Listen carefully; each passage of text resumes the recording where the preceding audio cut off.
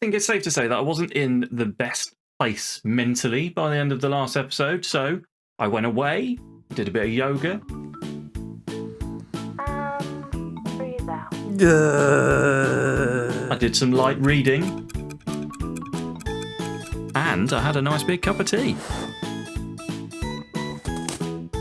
And I came back and I used my newfound sense of calm and tactical understanding to have a little look at how we were playing, and I fixed it. We were going to come back. The plan was to come back for Augsburg and Gladbach, I think. Augsburg or Dresden and Augsburg, I can't remember. But Eintracht Frankfurt was the last game. That was a 1-1 thing that broke me. We then drew 1-1 against Dortmund, but it was us getting a late equaliser, so that was fine. Dynamo Dresden, we beat 3-0. They're bottom of the league. So it's great that we finally got another win under our belt, but it wasn't, it wasn't anything to get excited about. It's Dynamo Dresden. Augsburg in the cup, sure, fine, but again, they're sort of, where are they in the league at the moment? 13th, again, it's kind of, yeah. Gladbach we won, but it took a 93rd minute winner to do. Very, very happy about it, but it was closer than the scoreline would suggest. Well, no, the scoreline suggests it was pretty close. It was a very close game. We got a last minute winner. Still not a fantastic performance from us. There's still a lot of sixes on this board. So then Marseille in the Champions League, this was probably the first game that we actually started, the whole team sort of performed quite well, which I was really happy with. Wolfsburg back in the Bundesliga, another late winner, 91st minute from Pedro Faria. Again, not really anything to get too excited about. That could have just as easily been a draw. Apoel in the Champions League, they finished in 28th in the league bit. We qualified in 7th, by the way, which is nice eventually. And then Hamburg, just recently I played Hamburg. That was a good performance. Lots of 7s, fair few 6s. Bayer Leverkusen, again, sort of a penalty and then a last-minute goal from Musiala to seal the victory. Good performance overall from a lot of players, but yeah, it's still it's weird. We've won a lot. So I skipped through January. I did it. I wanted to get myself. I just wanted to get myself back into a good headspace with it because I was really, really grumpy at the end of the Eintracht Frankfurt game, and I was like, I can't. When I was sat down to record Augsburg and Gladbach, I was in such a foul mood that I don't think it was one of those. I don't think it would have been fun. So I skipped it. and moved ahead. It's encouraging. Don't get me wrong. It's encouraging. It's really nice to see green lights all the way down here. Really, really nice. But it's some of the victories, the Wolfsburg victory, late winner, Gladbach victory, late winner. It's not yet convincing. Let me take you through what I've done really quickly because I do want to get into these games. It's not much of a change. I haven't made too many changes. So what we had previously, on this side, we had Musiala on attack.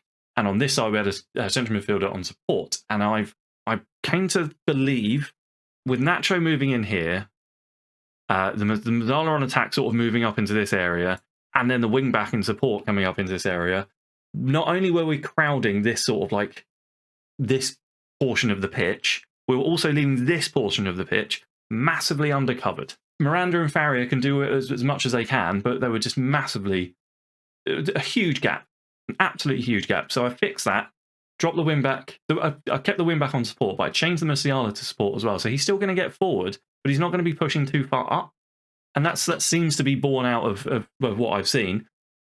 In defence, I've changed to Dalgo, to a goalkeeper on defend rather than the sweeper keeper on defend. I've also told him to roll it out. I watched a few of our goals back.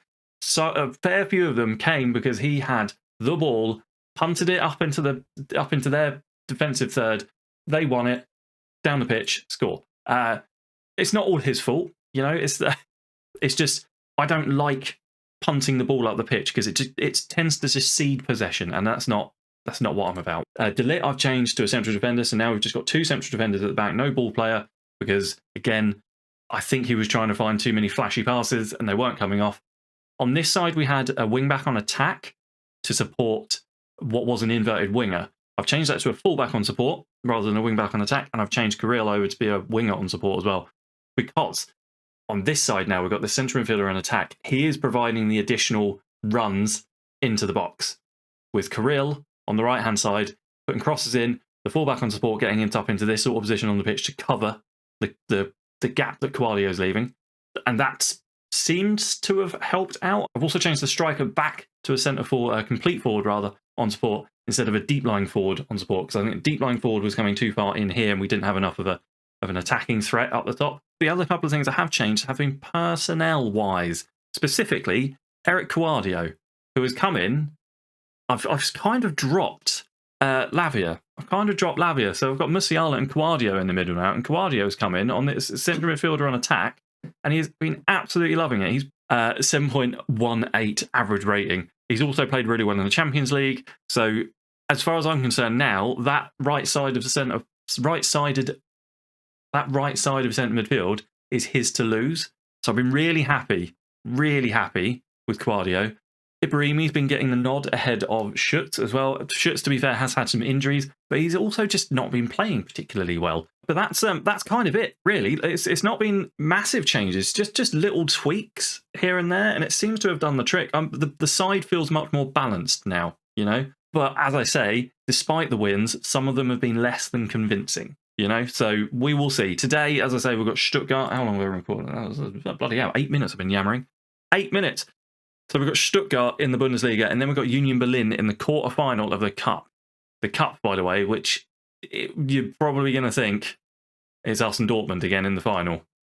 Excuse me. Oh, God, I pressed record, and all of a sudden my nose has got all sneezy wheezy. Hello, that's something I've never said on this channel before. Here we go. First highlight of the game goes our way. Curti on that left-hand side. Cuts inside, gives it back to Farrier. Farrier finds De Ligt in the middle. De Ligt goes out wide to Juncker. Spreading it from side to side is very nice. Cuadio's made that run. Cuadio squares the ball. Ibrahimi scores 1-0. Get in. See, that's exactly what I was saying. Cuadio making those runs. He's so forward focused. I love it. I love it. You can see him there just making that run. Boom. In he goes. Behind the defence. The deflection nearly scuppered us. Ibrahimi rises, scores our first goal of the game. Alonso now swings it in. Hidalgo makes the save. Yeah, I kind of wish I'd played Cuadio more. You know, perhaps rolling it out, doing exactly what I've asked. Juncker building from the back, Grill on the right-hand side. Yeah, I kind of wish I'd played Cuadio a little bit more. And he's made that run again. Brilliant. But I think I needed that sort of mental breakdown in the line. There's Cuadio again has made that run. He's tackled. That might actually be a penalty. Yeah, I needed that the culmination of those poor results to just break me a little bit, to sort of shake things up a little bit, just to try some new players, try some new things. It's a penalty. Cuadio's won the penalty there. Ibrahimi's probably going to take it, or is it Musiala? Because Musiala's on the pitch. It's Ibrahimi. Ibrahimi for a second scores straight down the middle, sends the keeper to his left. It's 2-0 away from home, 5 minutes on the clock. I'm going to say it now. The league could very well be gone. Unless Leipzig do start to stumble and stutter, we're probably not going to win the league, which just means that we have to concentrate on the Cup and the Champions League.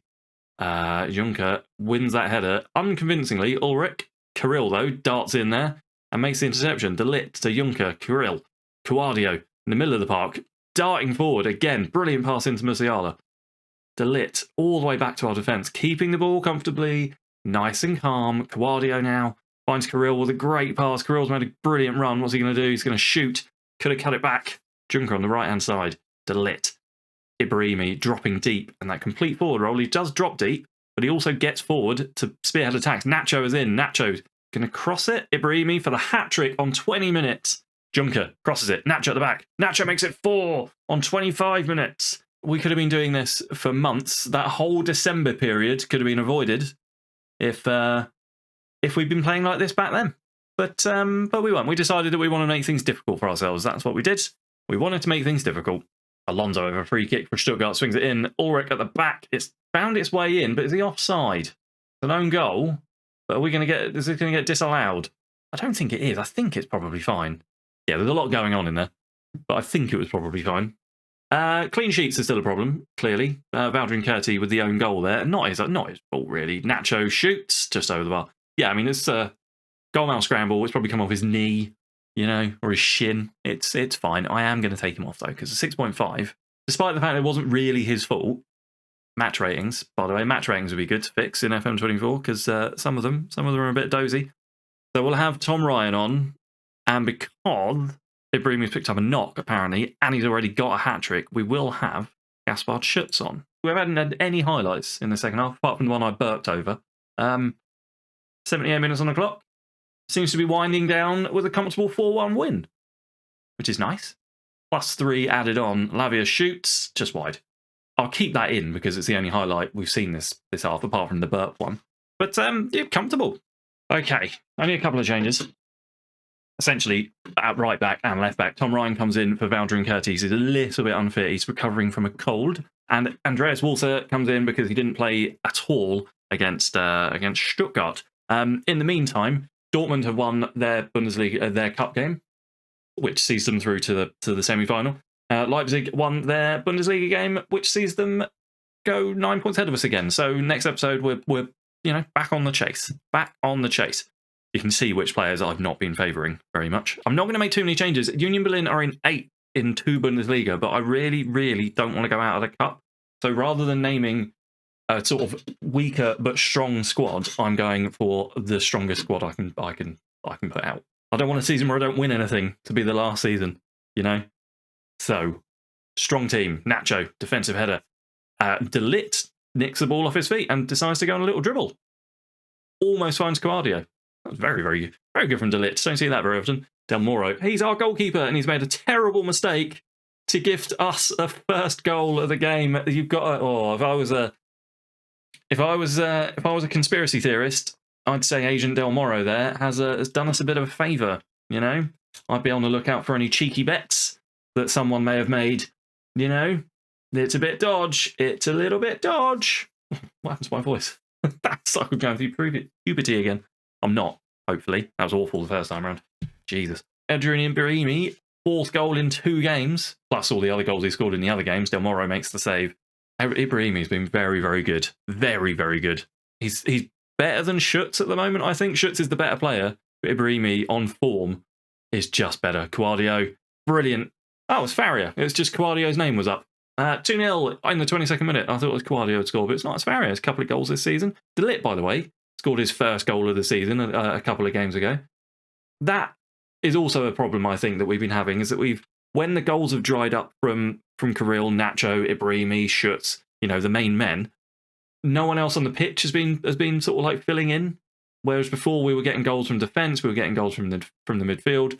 There were a lot of things that needed work, and I think my tweaks clearly have done all right. You know, Nacho finds Ibrahimi. Ibrahimi makes it 3. Is that going to count? I think it is. I can't see anything wrong with that. VAR, fine. It's a goal. Good. Musiala out wide to Tom Ryan. Tom Ryan to Nacho. Yeah, I don't know why they checked that. There was no need to check that. This guy was clearly playing him onside. And you've got to say, we're probably through to the semi-final of the cup, the German Cup. We're probably through to the semi-final of the German Cup. Right, Musiala's highlight straight from the kickoff, by the way. If we go and score a 4th, I may just cut to the end of the game with the score, because this is a lot. This is a lot, and you know, I'm trying to keep the episode times down a little bit. Nacho cuts it back to Ryan. Ibrahimi does make it 4. I'm probably, yeah. So just to finish that sentence, I was saying, I'm trying to keep the episodes down to sort of like sub 15 minutes, just because I think they're a little bit more digestible at sub 15 minutes rather than like the 20, 22 minute mark, 25 minutes, some of them.